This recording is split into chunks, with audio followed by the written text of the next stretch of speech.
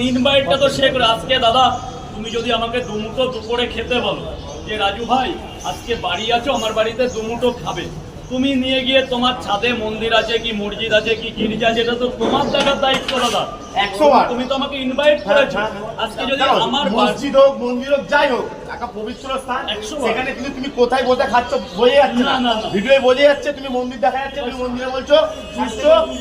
আমরা ভাবনাচ্ছি না সবকিছু করতে পারি সে খাবার দিয়ে আমারে বললাম আমি মন্দির আছে বলছে বাড়ির মন্দির এখানে আমার মা থাকে এই যে মন্দিরের পাশে তোমার মদ খাওয়ার ভিডিও ছেড়েছে ও তুমি মদ খেয়ে কথা বলতে পারছো না ছেড়েছে ও তুমি বাম্বু চিকেন তোমার চোখাচ্ছে ও এখানে মাংস চোখাচ্ছে ও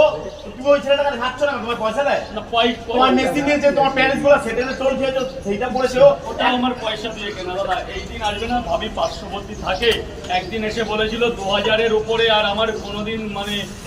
2K-র পরে আমার কিছুই হচ্ছে না পাওয়ার জন্য করছে